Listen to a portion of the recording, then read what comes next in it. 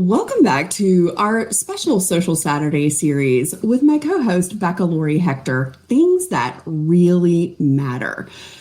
We are going to be unpacking the truths that deeply impact our everyday lives as autistic women. And today we have a very important topic, especially with so much conflict and things that are really draining us right now.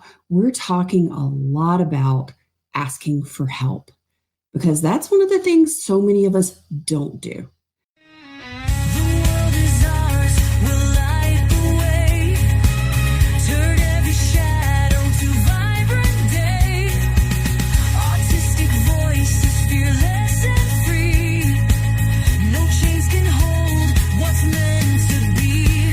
Got stories the world must hear, breaking the silence loud and clear. Becca, Carole, Jean, we're here to say the things that matter will lead the way.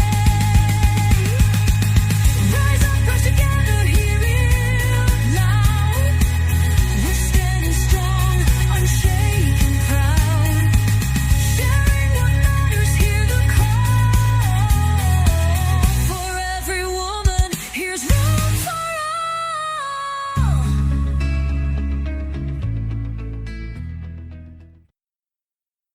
So I want to ask you real quick before we hop into this conversation, and then just take a nice breath, sort of relax into yourself. Notice how your body responds when you hear these words. Can you help me? What did you notice?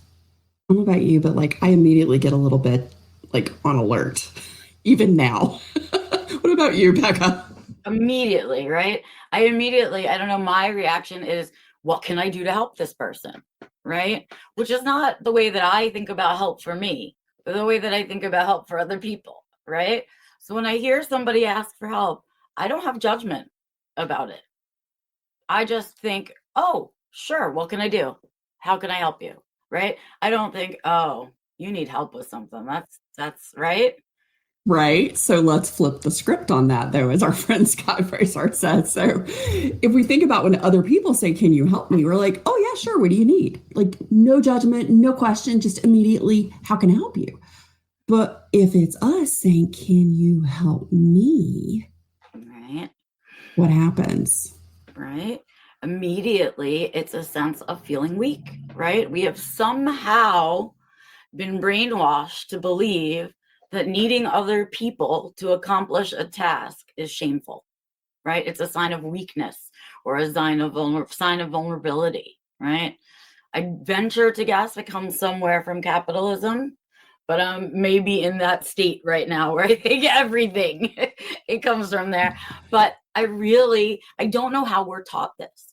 And I've thought about it a lot, and I think often about how when we're teaching kids how to do things, we don't just we teach them to do things, they do it, and we don't just go, all right, you did it.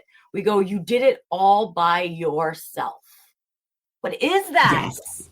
It's so nobody does it themselves. Right. Why do we teach children that the right way to do it is to do it alone immediately, right?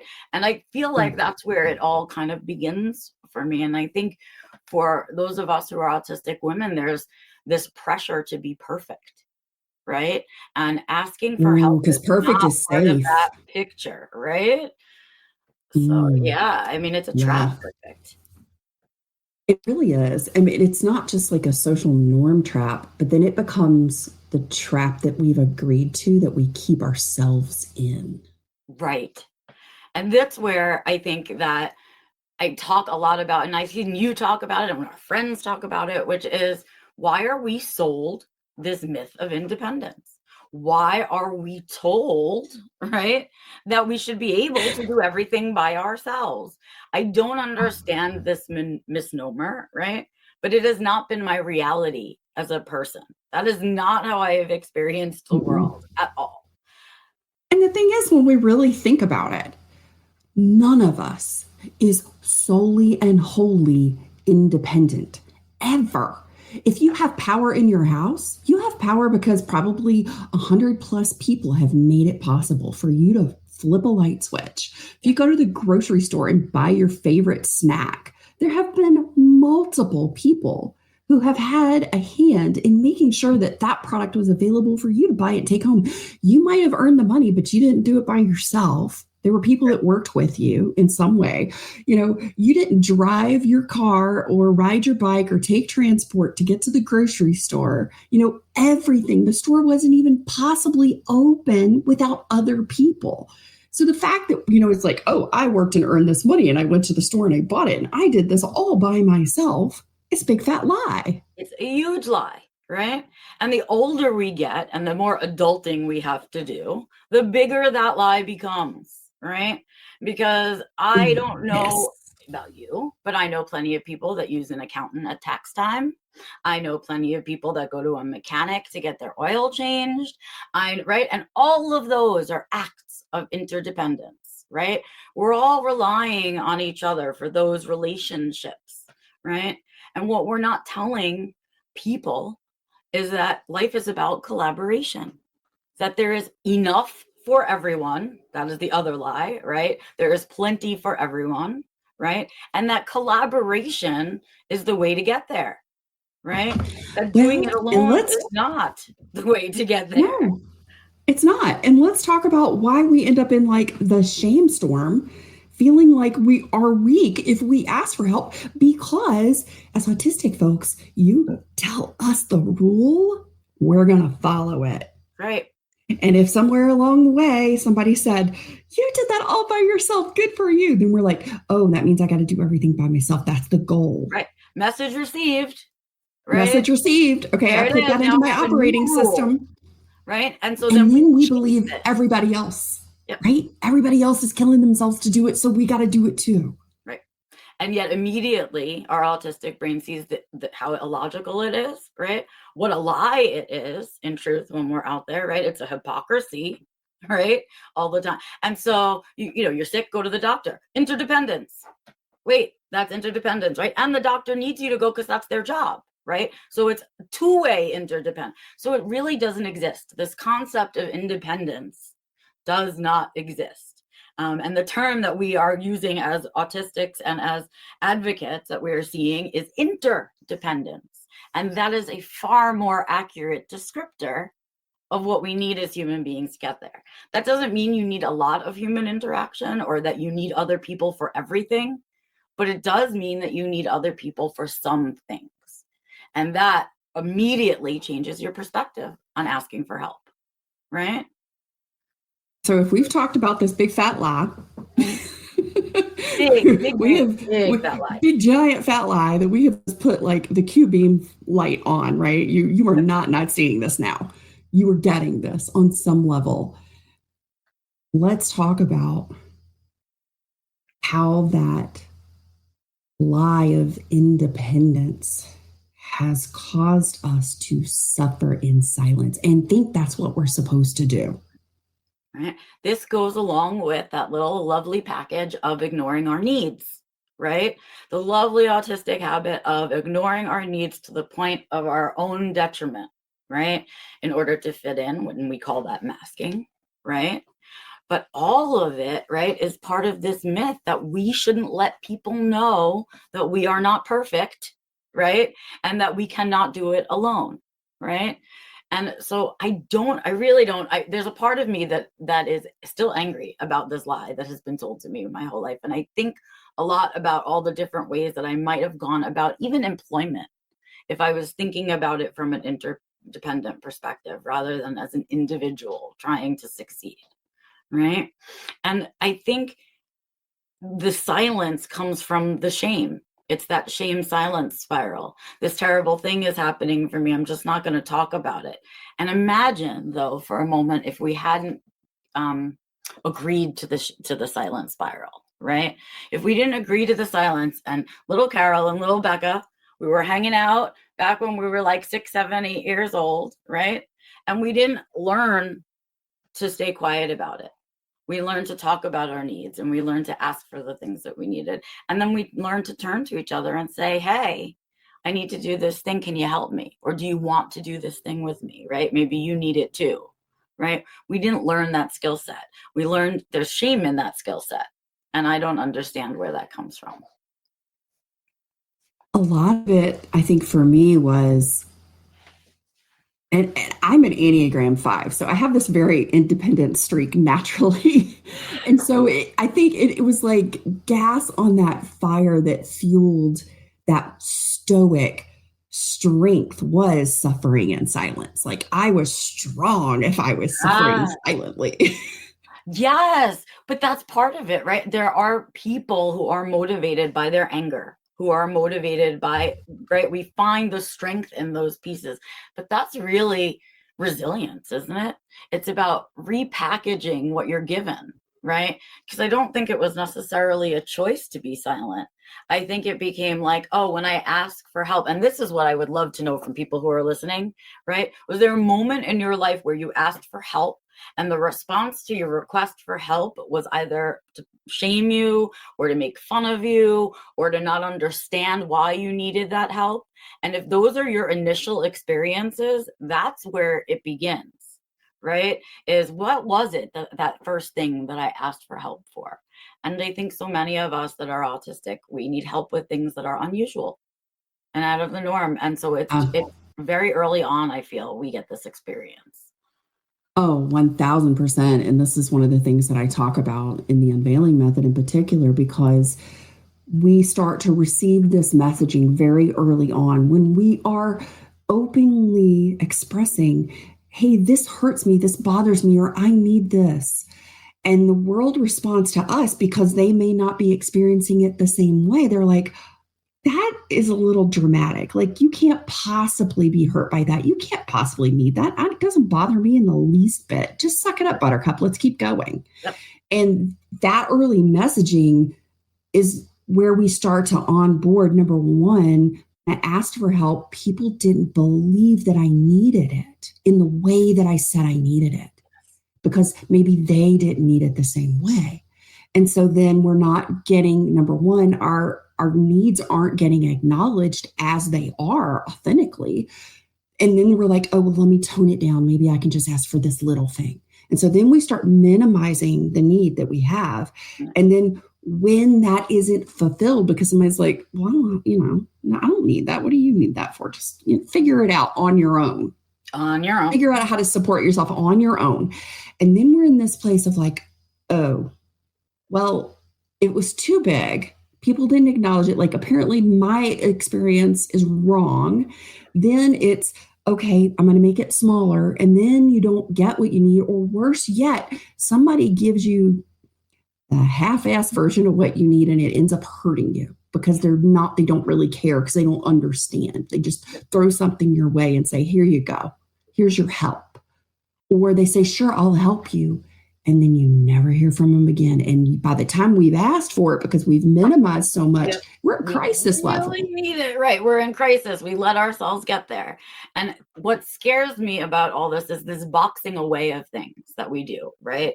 That we make it smaller, we adjust ourselves. And this is a habit. It's like an autistic habit. And part of our masking is to make ourselves small enough, right? To either get by without anyone noticing us, right? And right, that kind of idea. And so I wonder if our initial experiences in asking for help is the beginning of this setup. Because if that's your beginning and you learn to suck it all in, you're being told your needs, right? And so eventually it becomes that core strength. It becomes like a core of concrete. That's like, oh, I need a thing. I know what's going to happen every time I ask for something I need. People are going to make fun of me. I'm not going to get the thing, or I'm just going to end up getting hurt. Every time I reach out, I'm just going to get hurt, right? And it's not just like getting physically hurt if you need something. No. It's like that emotional rejection, right? Is huge. It's huge. And it makes you feel broken. All the things we know that autistics feel broken, and like you don't belong, and like there's no one else like you, and all of those things, right? And so I think we need to like, if I could like take the word independence and remove it from our dictionaries, I would remove it from our dictionaries, right? Because we human beings are social creatures. We were like, I don't know, bred, that's not the right term. We were bred, right, to work in a society, to work as a group, to work with each other, right? Even when you go back to hunters and gatherers, right? Everybody did their strength is really what we were looking at. People did their strengths in the way that they did. And then, right, it was like a barter system and you shared back, right? And so each group did what they did and then everybody's fed, right? So where did that learning go? Like, where did that concept go? Because we are genetically still that same species, right? And we're not giving that to ourselves. We're not saying we live in a community because we need other people, right? I think you and I have a really good reflective journal question for all of our listeners today to kind of start unpacking this, because I feel like this is one of those things where we got to do this in some community, some interdependence. So here's the reflection question for everybody. What's one experience that taught me asking for help wasn't safe? So think back to your experience in life. What was the one experience that you can remember that taught you that asking for help wasn't safe? Here's the follow-up. And what would I need to feel safe again? Right now, today, what would you need to feel safe again to start asking for help?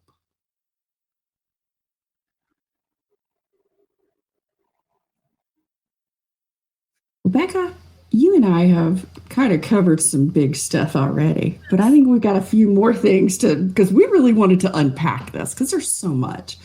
And I think one of the biggest elements is reframing that internal dialogue. Oh my God, yeah. We are so hard on ourselves. Like once we've agreed, like once we've shrunk ourselves, we've said, okay, I don't have any needs, because if I have needs, then it's just like everybody around me just says it's too much. I'm an inconvenience. It's too hard. They don't understand it. All the things, right? But what ultimately stops us from asking now is what happens inside.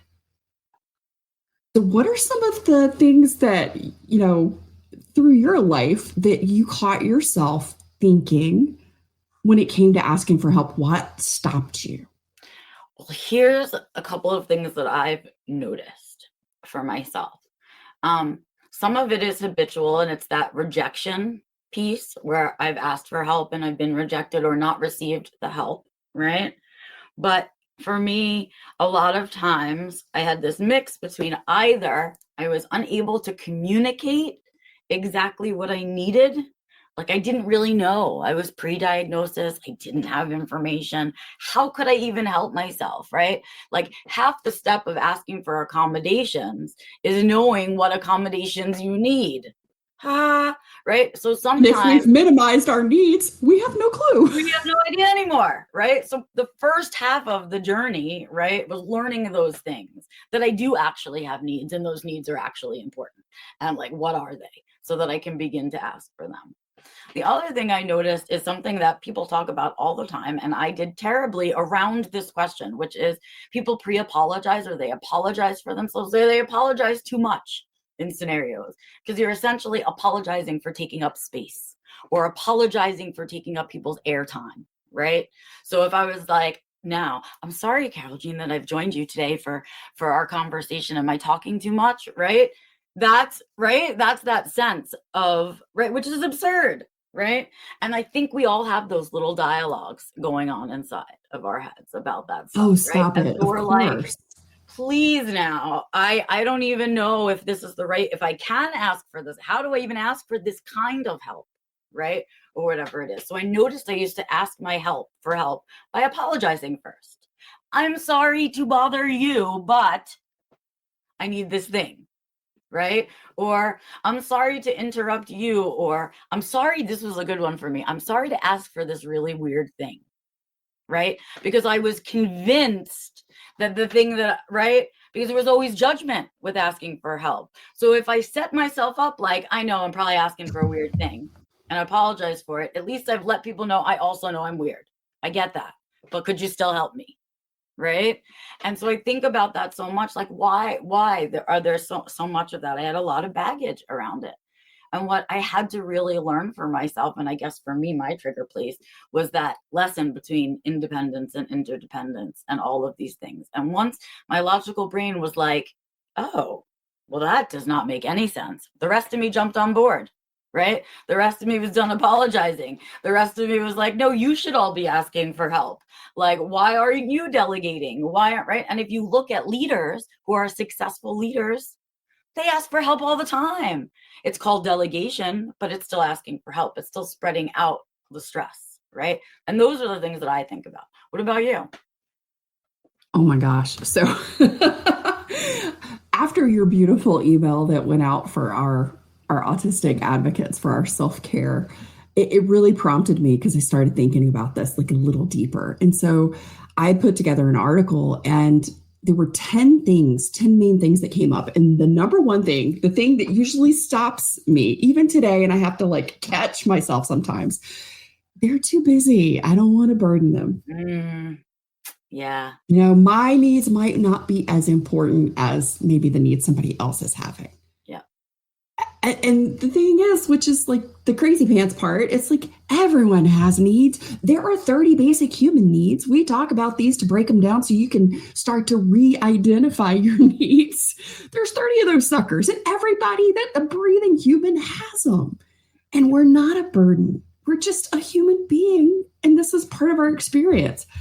The second one that usually would get me is like, I should be able to handle this, right? Because I bought into that. You're such a good girl. You're doing it all by yourself. That's all I want to hear is just that. Right? Oh my God. It's that underlying belief that like asking for help, and this was so big for me because I really got some really messed up messaging around help and independence and strength growing up. So asking for help for me meant I was admitting I wasn't strong, that I was weak, that I was vulnerable, and that everything felt vulnerable in my life. So that made it so much bigger. But when I started to really learn the truth, the authenticity, the reframe, it's like asking for help is a form of strength and self-respect. And I was like, oh my God, I've been disrespecting myself for decades. Yeah. You know? And it is I think painful awareness, right? Because you can't get that time back. But when it comes, it comes. Right. And like to your point about, you know, not like apologizing before you ever asked and not wanting to be too needy, right? Mine was like the rejection sensitive part of what if they say no? What if they say no? And when we're like at crisis mode, by the time we say it and you go to ask and you're like, okay, so we're apologizing the whole time, right? And it's like, and what's really bad is that when somebody does say no, it's not about them saying no to you. It's like they don't have the capacity themselves, maybe. They might want to help you, right, but they just maybe can't or don't have the resources to help you. But that rejection, like in my mind back then, it was like, oh, that just proves that I'm not worth helping. Yeah. Like you don't really care about me. I'm not lovable. I'm not worthy. Yep. And it was like, wow, like a no isn't a reflection of my worth or value. It's about the other person's capacity. But until I had a reframe on that, number one, it was like already hard to ask, but the fear of the no when I did was huge. And if you're a fear of no person, I have to tell you this, like I had one person say this to me. And again, I don't know why this works. Maybe I'm the only person that this works for, but my brain is so logical that if I hear some piece of advice that just makes so much sense to me, I can no longer ignore it. I have to onboard it because I don't even understand. I know it now. That's it. I can't unknow it. Right. And it's this idea of that. And it was so simple. If you don't ask, the answer is already no. Just that concept. And I was like, oh man, so I'm missing out on so many things in fear of this no. But if the no comes, guess what? You can ask somebody else. You can ask in a different way. You can ask over and right. There's so much more to it than beyond that no, right? Like the no isn't the end. It's just that one person. It's just the end of that one, right? It doesn't change your needs or that they're important or that they're still there. It's just that you might have asked the wrong person. And we're not taught how to know who the right person is to ask for help. Gosh darn it. Oh, my article talks about that because that's a big part of it. So many of us have minimized and people pleased and like into greater level masked, camouflaging ourselves our whole life. So we may have a lot of relationships in our life, quote unquote relationships, that really are not the trusting people. They're not the people we should be asking for help, but they're in our circle of folks that we would ask for help when we're desperate. So sometimes we get that no from a person that we don't trust. But, I love that you brought up the fact that, you just keep asking. But what I started to approach no in a totally different way, because like I was terrified of no. No meant I wasn't good enough or somebody didn't think I was worthy. But now I'm like, no is the most beautiful thing somebody can say to me now because you've just self-pruned for me. You just removed yourself that you can't provide what I need. Out of the bubble. Goodbye. That's it. Right? You just said, hey, I'm not the person. I don't have what you need. And it might be like one of my good people that are in my world that are my trusted folks, but they're like, I'm not your person for this, but Carole Jean, this is the person who is. Right. And I'm like, oh, yes, because that's the difference between somebody who's your trusted person who just tells you no and the trusted person who says no, and this is the person to talk to. 100%. They're still going to help you solve a problem in that interdependent way. Those are your people. Correct. But the people who just say no. Too, by the way, right? Like here, it's as we're talking, it's all over the place. How did we all buy into this lie? How did we all just go, yeah, sure, I can do everything alone. I'm a strong, independent woman. I can just march out there. I mean, it's a craziness. It's a crazy idea, even. It is. It's a Southern bless your heart moment. It is, which if you don't know it, please Google that. If you don't know what that is, there are times that when I, as a Northerner, want to use that so desperately. And as a Southerner, I'm just telling you, there's so many nuances to that. Just so you know, it is not just a condescending thing. It's so brilliant. But it's like, that's this whole idea of like, not wanting to hear no is something we should probably explore in a whole other episode because of that idea, right? Yes.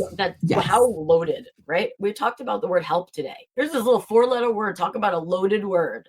No, another one, loaded with all kinds of trauma for us.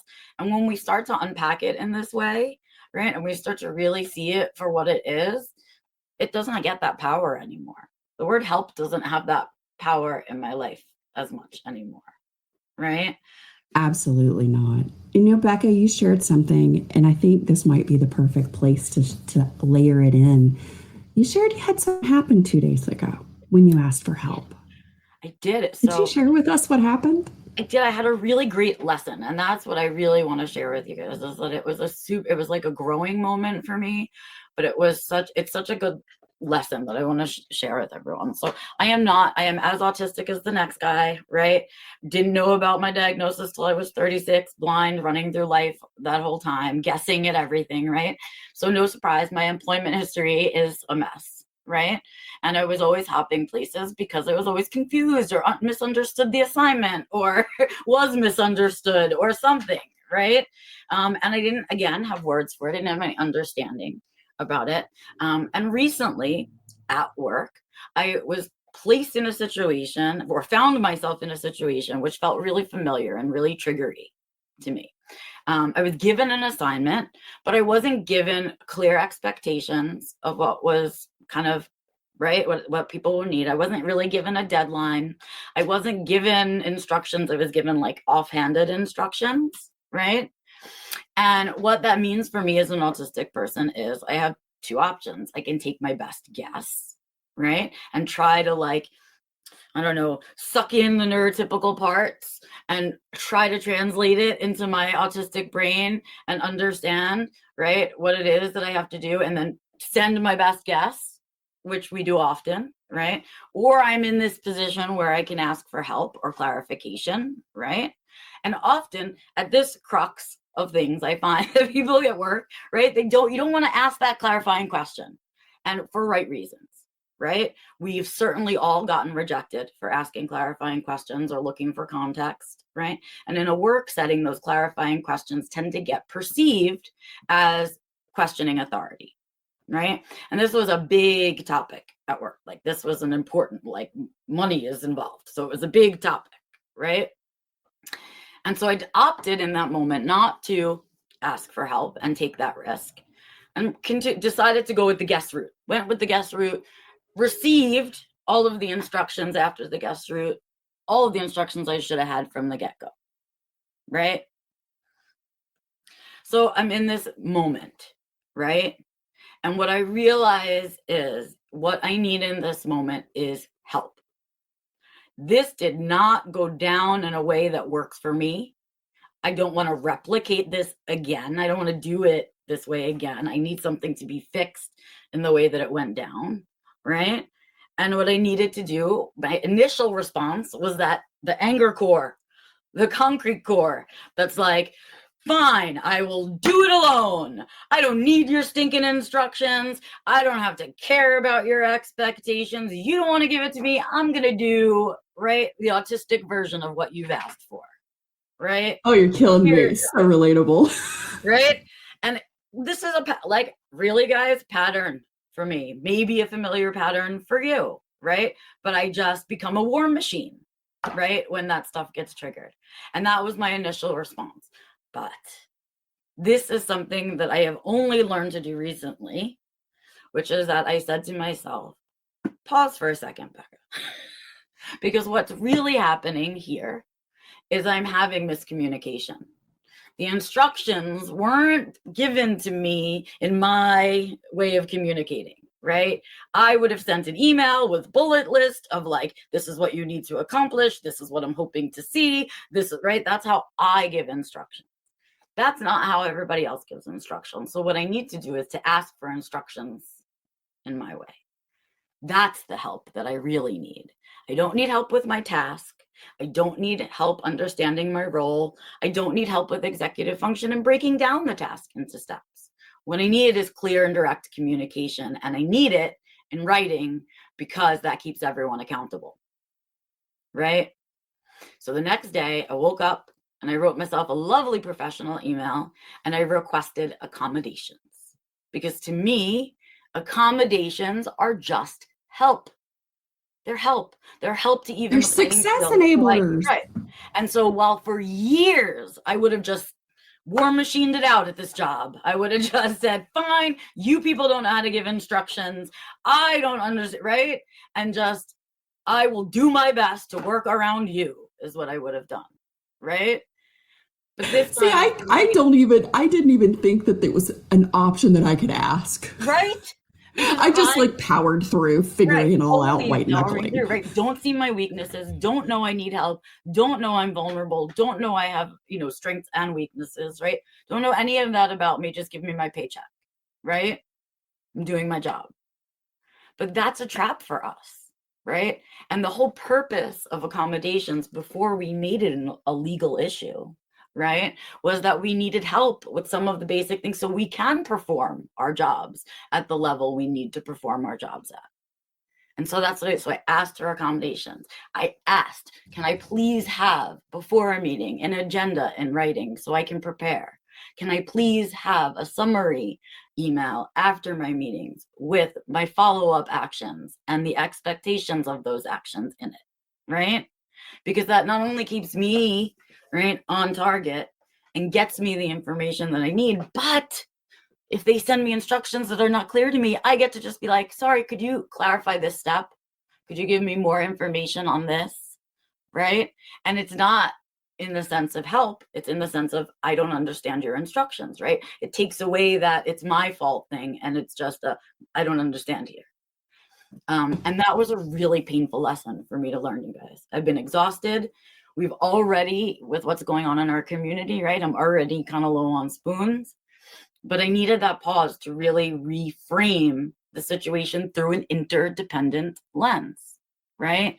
Because the person who I'm working with also wants to get this crap done, right? It's not me versus them. We both need to work together because we both need to accomplish this task, right? And so it was, reframe, hold on. Yes, I'm part of this issue, but I'm not the only part of this issue. It's two people at work, right? And that has felt amazing. I just want to share that with you guys because it's just such a powerful lesson wrapped up in, right? But it's all part of this message I received about help from a very young age. I love how you reclaimed your personal power in this, and you really started to pull in the agency that you have as the creator in your own life. Because I think so often in that place, like you just so beautifully shared with us, and thank you for sharing that. Because that experience, I think, is so relatable. But I want to ask a question for everybody, just to think about for a minute. What if asking for help is less about trust in others and more about rebuilding trust in ourselves? And I think you just shared with us how you've started to do that. Yeah. Because in my article I was writing about, it's about trusting yourself to know who those people are, those trusted people. It's an invitation to really tap back into what I think autistic people have like as an incredible gift as part of our neurodistinct brains and bodies. We have finely attuned discernment. Yes. And I think as we start to really allow space for that, like you paused and you're like, wait a minute, before we like fall back into this old pattern of the war machine, what's really going on? Let me discern what's happening with me. And then how we can start to create, I say, hey, let's start create let's do an audit. Everybody does an audit of some kind. Let's do an audit of our current support system. Yes. Let's identify who feels truly safe and aligned for us right now. And that's, right now, especially, right? Yeah. Now is the time. People are showing their true colors out there like nobody's business.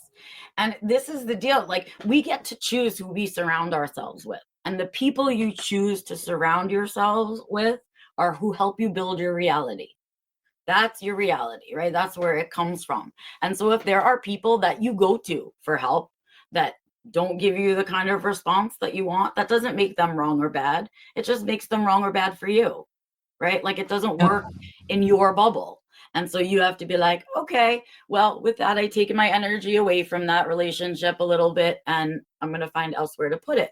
Because we only have so much, right? We can only give away so much of ourselves to certain things. Well, and sometimes when you don't have a whole lot left and you just have a couple of little crumbs there, it's real hard to give them away. You get real protective.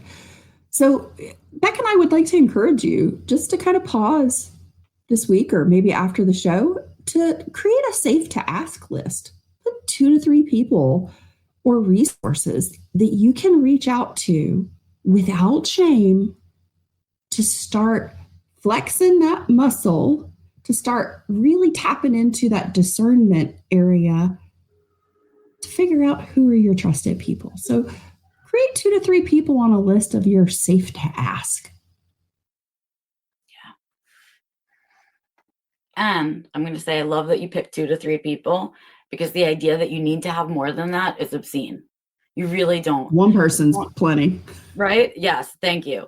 Right? We all need, and you need people at different levels of connection, right? I need one really close person, and then everybody else is kind of like for me. And you have to figure out what that means to you. Where do you seek it? But I love this one piece of advice, and I hope that I do it justice. I can't quite remember how it goes, but I love, let me think if I can remember who said it and how it was said. Probably not. It's probably gone. It's gone. It'll come back another time. Sorry. That's okay. It'll circle back. It'll show up when we need it again. We'll talk about that in another episode when we do perimenopause or something, and I can tell you how my thoughts totally disappear now, which is fantastic. Oh, that's so fun. So I have my second hormone harmony class coming up on May 29th. And in this class, I'm talking all around the intersections of our co-occurring health conditions as autistic women and our hormonal fluctuations in all seasons of life, because I'm a perimenopause and I'm a trifecta patient. So we're going to be talking about PCOS, PMDD. We're going to talk about Ehlers-Danlos, all the hypermobility syndromes. We're going to be talking about how our hormone shifts, whether you're actively menstruating, whether you're pregnant or postpartum, whether you're perimenopause like Becca and I, or if you're postmenopausal. All of these things really make a huge difference. Huge. Physical body and our mental, like our executive function, really does take a hit during this. Like, oh my God, where did the thought go? There it went. I don't know where it is. It'll come back. The brain fog and all of the things. But there's a lot of different elements in our hormonal shifts when you have co-occurring health conditions that just are not talked about. And so I'm going to be sharing everything that I've learned in this beautiful class that I'm taking with everybody on the 29th. So definitely get on that because there is not enough information about that out there. If you can get on your own journey about that stuff right now, there are things I know now I wish I had known before, and many things I still don't know.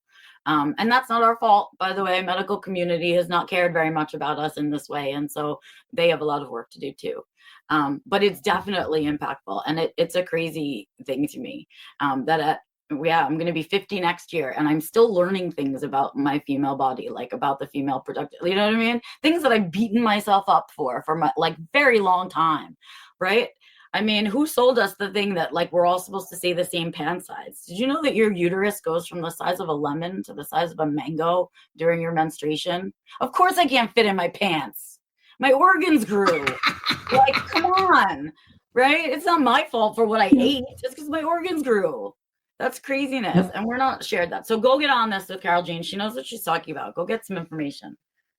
I mean, I simply did this because I just turned 51 and this was such a necessity for my well-being. And I'm like, oh my gosh, this is incredible. Why didn't somebody tell me this before? This would have like changed everything. Right. And just the shifts that I've made in the last 6 or 8 months since I've started learning and really diving into this.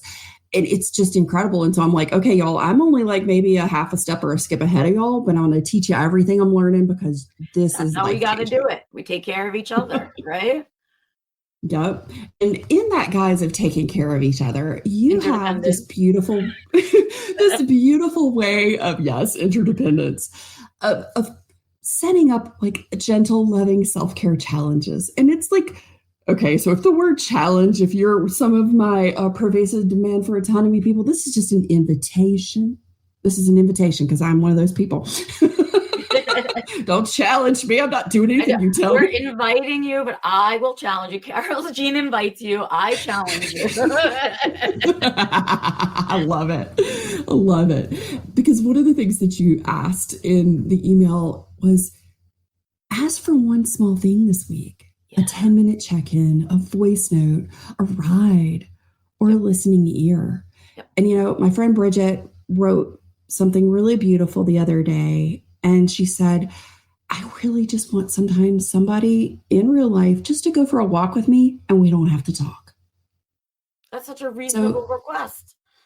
I mean, I was like, oh, that's so beautiful. And you know what it gave me the grace and the awareness that last night when I'd kind of hit my max point, I had a huge, emotional day yesterday, holding space for some big emotions with other people. And, as a helping professional, we are impacted holding space with that. And so we do have to self-care. And so I was laying in bed. My husband was there and he wanted to talk and he was asking me questions. And I remembered what Bridget said. Sometimes I just want to be able to say, I want to walk alone. And I looked at him and I said, I love you so much. And what I really need right now is to not talk. But I would love to talk to you later. And he was like, oh, okay, no problem. Right? But that's reality. Why is that? And that is a slight ask for help, right? Like behind that was, I'm feeling overwhelmed from my day and I need help relaxing right now, right?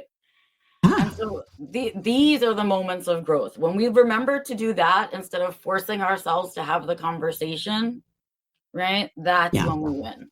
That's when we start to win. And I'm like thinking about yesterday, because yesterday was a really kind of a big day for me. It was a really tough day because I woke up like wanting to scream in my pillow because I'm in my luteal phase. So I'm like, that's my alignment. So I'm getting ready to start my period.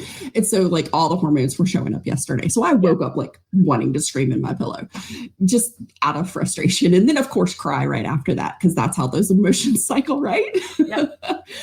But yesterday evening, like before I even got in bed and told my husband I just needed some quiet, I realized I'm like, oh, I think I need to co-regulate. And in that moment, I'm like, but my husband is not who I want to co-regulate with right now. He's busy doing something and I need something different. I need sort of just like my girlfriend co-regulating. So it was like after 9 and I know that my girlfriend Jen and she's in bed and they're watching their show, right? And I texted her and I'm like, hey, are you guys already in bed watching your show? And she said, yeah, what's up? And I was like, I just need to co-regulate. And she was like, okay. I was like, just tell me about your day. And so she started to tell me about her day. We were just texting and I was like, okay, 5-10 minutes of that. And I was like, that's just what I need. I just needed that connection with another person just to ground in for a sec. And so that is this beautiful challenge / invitation for you guys this week. Just ask for one small thing. Yeah. Whatever that is that you are identifying. And maybe if you're not sure what that is, co-regulate with somebody to talk it out or to text it out. Yep. Right? And Becca and I had a really great thing here. We wanted to invite all of you, including our helping professionals who might be listening today. We would love for you to message us, tag the show, tag Becca and I with this week I asked for, and share what's going on. Yeah, because sometimes, right, that little bit of accountability creates this momentum, right? And that's this first ask this week, right? To pull away the mask, remind yourself that independence is a lie, right? And that you are not going to live an independent life anymore. You are an interdependent creature, right? And when you do that, right, it can be so small. Sometimes for me, it's, honey, can you get me a drink?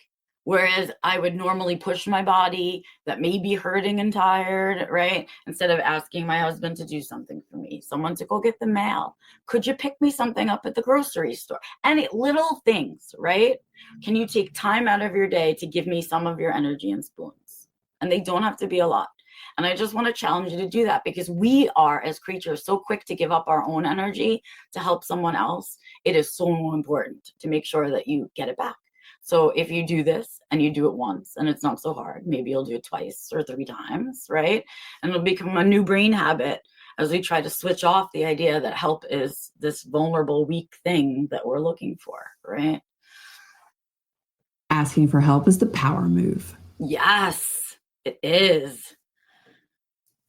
Thank you so much for joining us today to talk about things that really matter.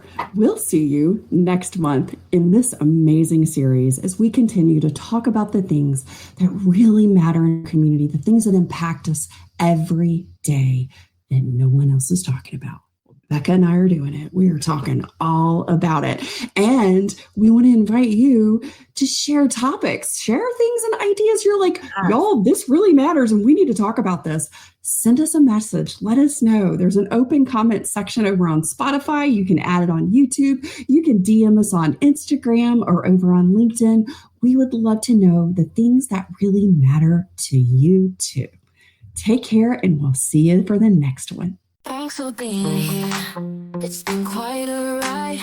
Energy mastery, let's turn the tide. Top shelf guests, dropping wisdom bombs. Join us next week, where the energy's strong. Beyond chronic.